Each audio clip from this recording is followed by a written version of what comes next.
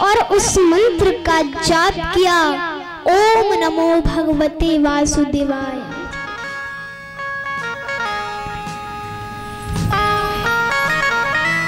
मुझे भगवान मिले और कह दिया अगली बार में हम तुम्हें मिलेंगे, आकाशवाणी ने कह दिया, तो वही दासी पुत्र नारद आज फिर से जन्म लेकर के आया।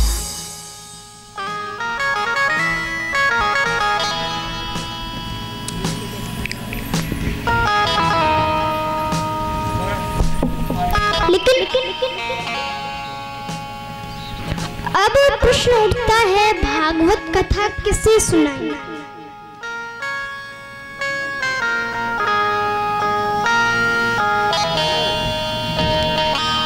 तो व्यास जी के हृदय से आवाज निकली, भागवत को सर्वप्रथम पढ़ाने का वही अधिकारी है जिसने काम क्रोध को जीत लिया। और ऐसा कौन है? तो जवाब मिला, आपका बेटा शुकदेव।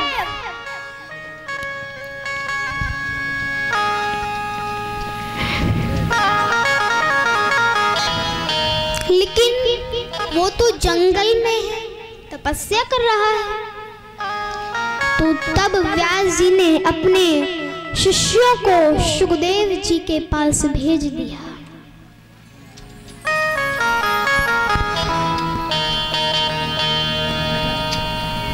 और मंत्र का उच्चारण कराया, श्लोक को गाया, जिस श्लोक में कृष्ण की सुंदरता थी। भगवान शुकदेव जी की समाधि टूटी। कहा आगे क्या हुआ? बोले हमें नहीं पता, आपको सुनना है तो पिताजी के पास चलिए। फिर ध्यान में लग गए। थोड़ी देर के बाद फिर श्लोक और सुनाओ। हमारे पास नहीं है, पिताजी के पास चलिए। अरे उनके पास तो ऐसे 17 श्लोक लिखे हैं।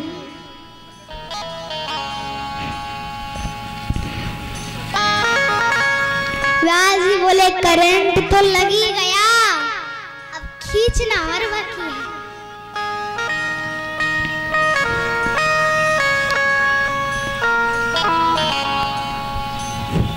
शुकदेव जी महाराज तो दिगंबर हैं, पर आज के बाद वो कौपीनधारी दिगंबर हैं, लंगोटी पहनते हैं।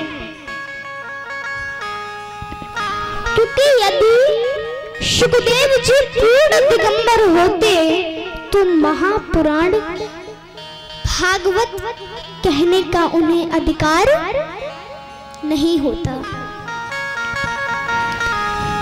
लेकिन जब भागवत का अध्ययन किया तो शुकदेव जी ने उनको कौपीन धारण करने का आदेश दे दिया। अब तो शुकदेव महाराज कृष्ण के चरणों में इतने लीन हो गए कि गोविंद के चरणों में और प्रीति बढ़ गई, और प्रीति के साथ ही साथ क्या कहने लगे?